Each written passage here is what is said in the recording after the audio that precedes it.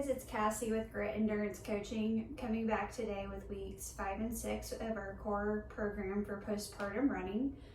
So this week we're going to focus on 2 separate workouts. The first one's going to be core and lower body, and then the second workout is going to be arms. So I'm going to break this up into 2 videos again.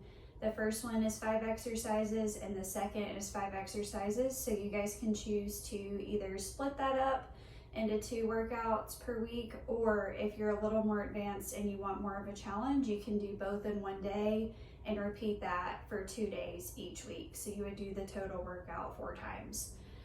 First exercise that we're going to do, which was included in last week's program, is the reciprocal inhibition dead bug. Love dead bugs coming back postpartum because they're really challenging, and doing this also works with our internal rotation. So we're going to come up into our dead bug, but first we're going to engage our TVA. So breathe in. Now I'm bracing my core and I'm ready for my dead bug. I'm going to bring my legs up, opposite arm, opposite leg. So I'm going to extend with my right and left leg and bring in. Making sure that I draw my belly button into my spine, and I'm working to try to pull my abs together like a corset, zipping my abs around my rib cage. And then to do the opposite side, you would just restart. Opposite arm, opposite leg.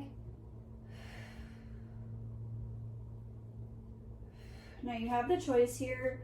If it's too much to do the arms and legs at the same time, you can do one leg, you can do one arm at a time, or if it's too hard to extend that leg, you can just do a toe tap. So that is how you do the dead bugs for this week. Next one is going to be a hamstring curl. I'm going to use a stability ball for this. You do have the option, if you're going to a gym, you can do regular hamstring curls like on a machine, or you can also use a foam roller instead of a ball to do hamstring curls. Just make sure that you have your feet flat on the foam roller so you're not wobbling and slipping off. So I'm going to come down to my back. I'm going to engage my TVA with all of these exercises. So I'm going to breathe in. As I breathe out, I'm making sure my pelvis is neutral and that I'm bracing my abs before I come up into my glute bridge. And then I'm going to just roll my legs out and in. The whole time I'm bracing my core, paying attention to my abs, making sure there's no doming, that I'm not having any pain anywhere, and that I'm keeping those core muscles zipped up and tight for this whole exercise. Even though it's a hamstring and glute exercise, I want to make sure I'm protecting my spine by strengthening my core. So that is how you do the glute bridge. Next is going to be a runner lunge to start. So this is basically going through the form that like a sprinter would use on the track, but this is really good working about our balance as runners for everybody. So I'm going to come up into my lunge. So pretty much you're going back into a lunge and then you're coming up, drawing your knee and opposite arm in. So if I'm lunging back with my left foot, my left arm goes up when the foot goes back, right arm comes up to meet, think of elbow to knee at the top.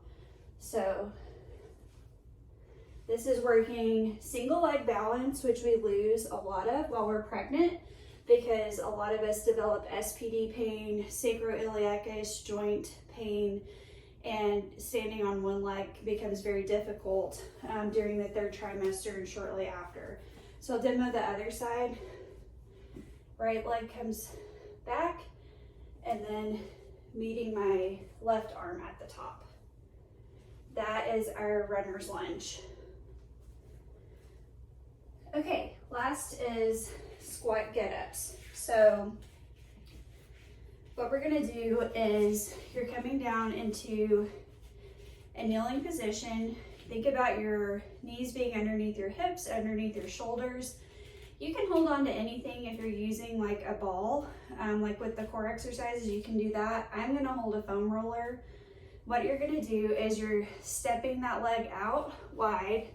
You're coming into a half squat position, coming back down. And then you're switching legs each time you get up. So this week we're doing these exercises for time, and that's gonna give us the opportunity to kind of do them a little bit faster and get our heart rate up. So if you do need to take a break, you can stand, but try to stay in that squat position for the duration of whatever time you're doing, whether it's 30 seconds, 45, or 1 minute. Let's see. Did forget one exercise. So we're gonna do a glute bridge with an abduction. That's also gonna continue to work. Our abductors, which we talked about last week, tend to get really weak on us during pregnancy. So come to your side, come down. We're gonna get into our good form with our abs to do our glute bridge. So breathe in, out, and as I'm breathing out, engaging my TVA, I'm gonna come up into that bridge. At the top of the bridge, I'm gonna do an abduction with a resistance band around my knees. I'm pretty much just putting pressure, extending that resistance band at the top of my bridge, and I'm gonna do that for the duration of the time prescribed. If that's difficult, you can just work on doing banded glute bridges. And that is gonna get you to where you can do these without coming down into a rest period. Both of them are really good exercises. The abduction is just focusing more on your abductors than your glutes and your low back. So that is workout number 1 for weeks 5 to 6, or the first half of the total workout if you're combining them together.